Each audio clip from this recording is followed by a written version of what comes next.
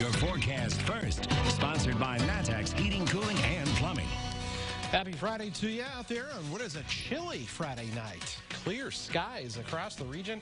That is alive for that temperature to just plummet. We're already down into the 30s, 36 in Champaign, 35 in Effingham, and 34 in Springfield. We think actually the 20s will be around as we start out tomorrow morning at around 30 by 11 p.m. Along with the cool temperatures, we've got a lot of rain, maybe thunderstorms, and very high winds to tell you about. We'll talk about everything you need to know for the weekend when we come back. WCIA 3 News starts right now. Now from WCIA 3 News. Police are on the scene of another shooting death, the latest and a second victim in less than 24 hours. COVID-19 cases continue to surge across the state, with the governor is threatening if things don't change. And this Vietnam veteran lost his leg. How his neighbors in central Illinois are making sure he has a smooth return home. You're watching your local news leader. This is WCIA 3 News at 6. We begin with breaking news tonight. Champaign police are investigating the second deadly shooting in less than 24 hours. A caller found a man dead inside a car this afternoon around 3:15. Police responded to shots fired at East Hill and 3rd Streets. WCIA 3's Courtney Bunting is live at the scene. Courtney, so what's going on out there? Well, Jennifer, what I can tell you is that the crime scene unit is still here on scene. The coroner's vehicle actually just left, but they're combing through the yard where we believe the vehicle was, where the man was found dead. I spoke to a woman on the scene who told me she knows the man, and she said that a neighbor told her they saw the man sleeping. The neighbor thought the man was sleeping in the car and later realized that he was dead. They were the one who called in and said he looked to be dead from an apparent gunshot wound. Now, police, that crime scene unit vehicle has been covering up around the area where that vehicle was parked. Now, the same person who I talked to said that the neighbor apparently thought that, again, he was sleeping and had been sitting there for a while, but they later realized that he was dead inside that vehicle.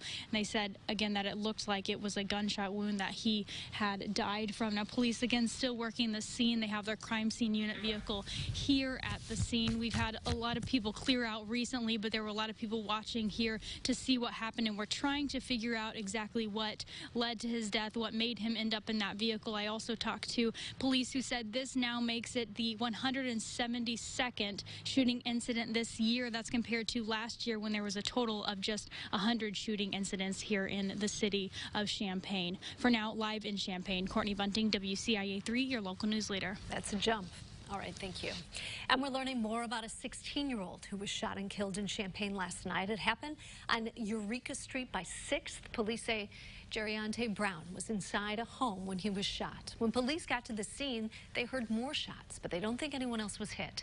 Brown was taken to the hospital where he later died.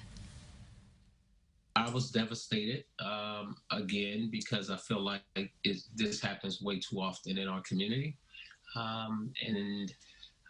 Any life lost is unnecessary, especially when it's lost to gun violence. Brown went to Central High School. A crisis team is available for students there who need it. Police haven't made any arrests in that shooting. And both of these shootings come shortly after the Champaign Police Department hosted a community violence discussion. Last night, people participated in virtual conversations with police to create ideas on how to make the city safer. Illinois set a single-day record for newly reported COVID cases in a day. Now, if the number of COVID cases doesn't change soon, the state could be on the brink of another stay-at-home order as businesses brace for an already tough holiday season. WCIA 3's Cole Hankey's live in Springfield. So, Cole, what are businesses thinking about as another stay-at-home order looms? Well, Paul, Governor Pritzker said that this is the last thing that he wants to do, but he also acknowledged that this could come down even in the next few days. Businesses that I talked to said that they were lucky to make it through the first time, but may not be so lucky this time. Governor Pritzker made it clear. If things don't take a turn in the coming days, we will quickly reach the point when some form of a mandatory stay-at-home order is all that will be left. Illinois set a new single-day record on Friday, reporting over 15,000 new COVID cases, and hospitalizations in some regions of the state are tripling peaks set back in the spring. Jessica Kosarek, owner of Willow and Birch Salon, understands the gravity of those numbers, but that doesn't make her feel any better about the possibility of another shutdown. They were counting on the next few months to help dig themselves out of the hole from the first shutdown. And for us, we're looking at what is typically our busiest season of the year. You know, the holidays is a huge time to get your hair done, purchase gifts for loved ones. So it's definitely a little defeating to think that we could be going back down that path. Other businesses like bars and restaurants are already feeling the effects of the shutdown. And despite the courts throwing out lawsuits challenging the governor's executive authority, they're sticking to their guns by saying the governor is overstepping. Scott Wiedekamp, owner of Crow's Mill Pub, protested the governor's restaurant and bar shutdown while also trying to crowdfund to pay his employees' salaries. He stood on the side of the road with this sign asking for donations. Are up, but I know also that it's a people's choice to go to these places. If you have some underlying ailments or some type of illnesses, then don't go. But why are you closing businesses, and businesses are going to close forever? Now, to be clear, Governor Pritzker has not issued another stay-at-home order, but he did say that it could be coming soon. Paul? All right, Cole, thanks for that update. Now, the Illinois Department of Public Health is asking people to stay home whenever possible, and it is asking people to stay away from private social gatherings and to rethink traditional Thanksgiving Day plans.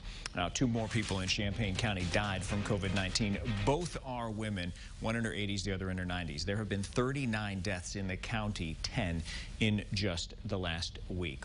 There were 27 deaths in the last 24 hours in the state. That makes more than 10,500 since the pandemic began. One each of those deaths are in Macon and Sangamon counties. And it was another record-setting day in the worst possible way in Illinois. More than 15,000 positive COVID cases were diagnosed since yesterday. The 7-day positivity rate, 14.5%. There have been almost 552,000 total infections recorded in Illinois since March.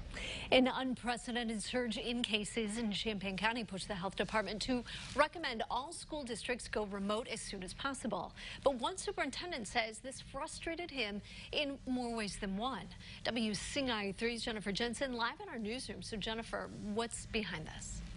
Jennifer Tolono, superintendent, said the health department did not notify the school district ahead of the public announcement yesterday. The recommendation to do fully remote learning from now until January caught him off guard in an upsetting way. COPHD says they're seeing between 100 and 150 positive cases every single day. The recommendation for all schools in the county to be fully remote was part of a list of recommendations to mitigate the spread entering into the winter season. But Tolono Superintendent Andrew Larson says the fact they were given no advance notice to understand the dynamics of this decision was disturbing. I just don't understand why we're not part of the conversation when, you know, for nothing else other than a common courtesy to help us, you know, work through the situation itself.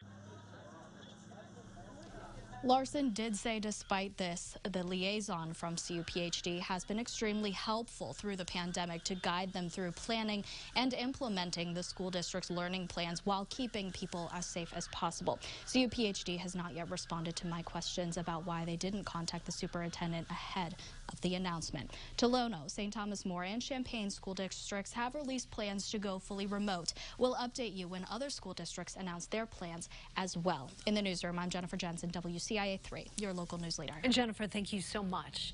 The PIATT County Sheriff's Office is asking for help finding a missing woman. 48-year-old Tracy Schaefer, take a good look here, was seen last Tuesday. Her family says she needs medical attention. They also say she's driving a blue Pontiac. You can find out where to report information on our website. Just go to WCIA.com. There's been a major increase in hospitalizations where there are new rules to keep visitors out. And also tonight, having them come in and build ramps for all of us is just, they're angels. Veterans Day may have been 2 days ago. How members of one community gathered today to help a Vietnam vet get in and out of his home. And as we take a recap of today, high temperatures struggled a bit out there. It's going to be even cooler as we head into the upcoming weekend, though. Cold night ahead. We'll talk about rain that is moving in and the wild winds that are to come when we come back.